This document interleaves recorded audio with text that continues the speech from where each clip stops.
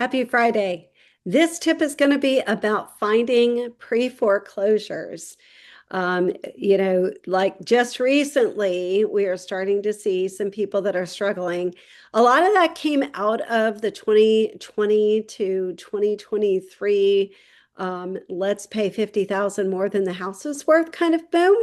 And now people are struggling or whatever. And, we hate that. Unfortunately, for a lot of people, that kind of hurt them.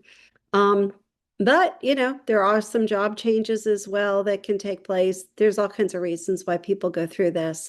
But I just noticed that Realist has updated its platform, and there's all kinds of cool things on it now that weren't there before. And one of them is you can find pre-foreclosures pretty easily. So let me kind of show you what that looks like.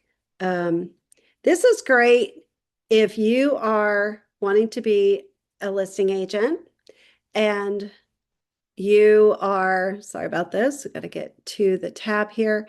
Okay, so let's say you are looking for listings, right? You want to help people. That's what we're here to do, right? Is help people. People that are in that situation, a lot of times they're terrified. They don't know what to do. Sometimes they have equity, and sometimes they don't.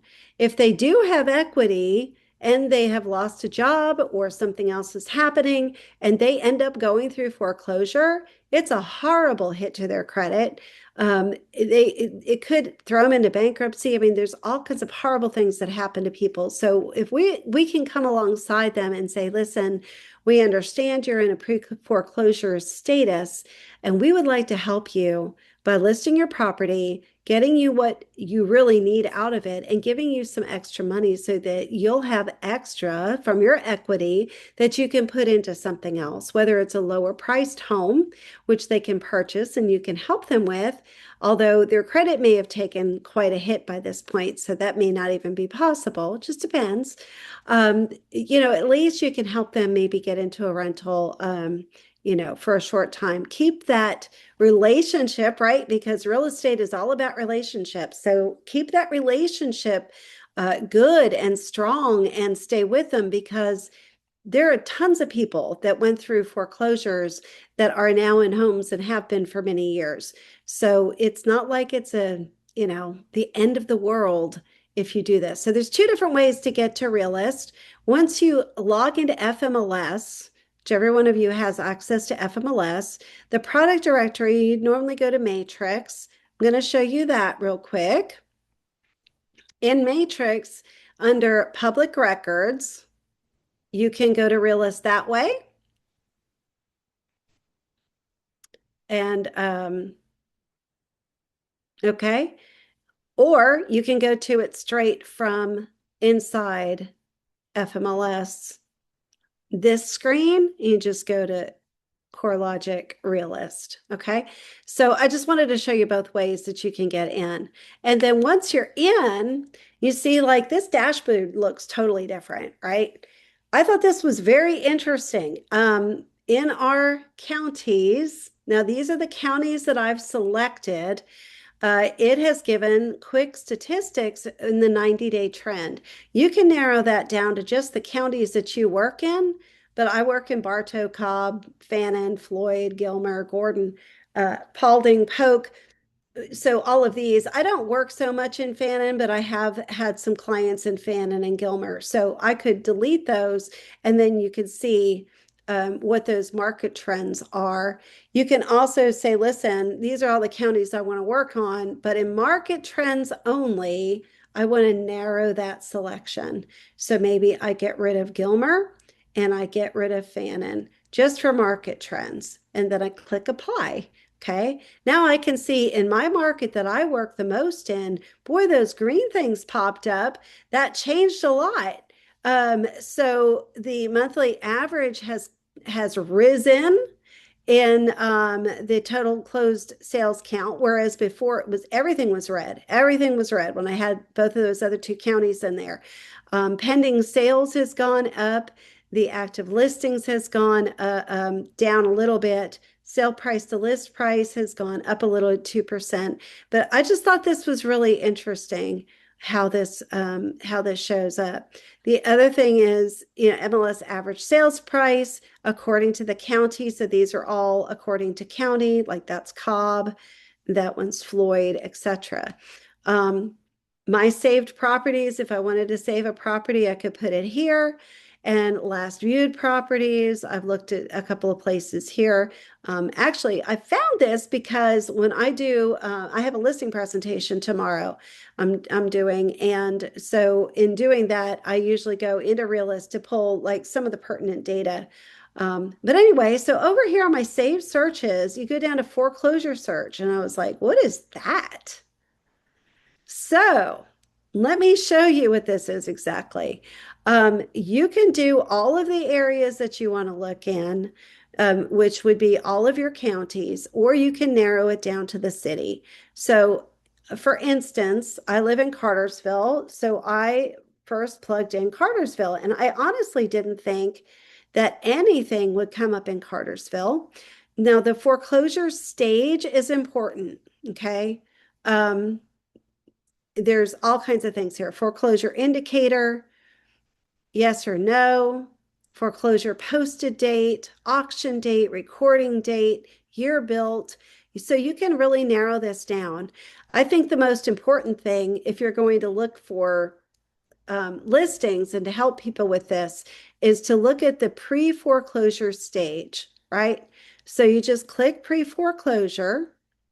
But you can also look at auctions and bank owned, but pre-foreclosure and click search. And if anything comes up in that particular city, which it shouldn't be taking this long. Oh no, must be my internet. It came up with 2 earlier today. Man, yeah, I just got stuck. Okay. I canceled the search. Let me do another one. Maybe something else will bring up more. So Marietta, now I'm going to just kind of move this out like this so I can see all of the Atlanta area. And I've got the one value selected for pre-foreclosure, and I'm going to click search. There we go. Now here's 5 different homes, right? So I can click on reports and go to the reports of who they are. And these are the new property reports. They have a lot of information on them. It does say who the owner is, the tax billing address, and you can see the tax billing address is the same as this address. So it's not an investor. This is somebody that lives there. You've got a 5-bedroom, 2-bath home at 2,400 square feet. How many people do you know that would love to find a house like that in Marietta, right? So 2,400 square feet, it's on about a half an acre. Very high sell score. So that's important too. And it shows you what that means. If it's over 831, that's a very high sell score. These people could definitely use somebody's help. I'm not calling them, so you guys call, okay? This is all the information. Very high sell score. More information. And it shows like what they paid for it, the market value at the time, according to the taxes, last recording date, and they bought it for 420 in 2024. Now, you are going to have to look to see, what's it worth today in today's market. Realist does give you some of that information, like what it thinks. Here's a mortgage that they put on it, which is a refi. So it doesn't look like there's much going on there. That's kind of weird. There's another mortgage here for 412. So now they owe a lot. They owe quite a bit of money. But we keep scrolling down. Here's the lace pendants. The original notice of sale. I mean, there's a lot of information here. There is somewhere in here that I saw where they give you what the market rate, that's the median home value. That's not what I'm looking for. Here we go. Real AVM average. So 438, 400. It's possible depending on, how the interior is, what the condition is. Maybe you can get 440. Regardless, I mean, 440 is more than what they owe. Now, with commission on top of that, it might end up being a short sale situation, which is something that you could talk to the bank about. If you want information more about short sales, that's like a totally separate topic, but we can talk about that. We have some agents that went through the crash that know how to work that out very easily. Here's another one. This sale date was 2005, so they've had it for over 20 years. 4-bedroom, 2-bath, 2390 square feet. Look at what they paid for it. And I mean, this has got to be nice.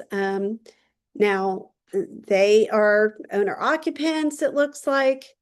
Scroll down here so we can take a look.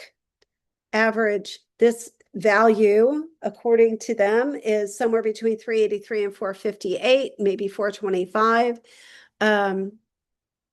They don't really have a high sales score. However, the median price, in the area, they could certainly make a good amount of money on that house. I don't know why they would be being foreclosed upon, but anyway, all the information should be here. So again, you get to this, you have reports, you can look this stuff up. Of course, you can use Forewarn, you can use the people search that we have called Spokio, which if you have not asked for Spokio yet, you have to ask for that from Heidi at des@eagentweb.com, and you do have to be a maximum one agent to be able to get that. If we go back to another search, let's take a look at Dallas, Georgia, because that was another really busy area for sales not too long ago. And do a search there. I'm wondering, yep, there's a couple. So these are pre-foreclosures.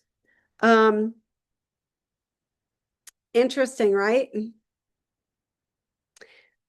Take a look at these. You can also click on the little dot here and it brings up the house. Then if you want to look at the report, you can look at the report. If it looks like something you wouldn't be interested in selling, which why wouldn't you be, right? Here's a 3-bedroom, 2-bath. It kind of looks like it's a mobile home, 3-bedroom, 2-bath. AI summary. Isn't that interesting? A little AI summary.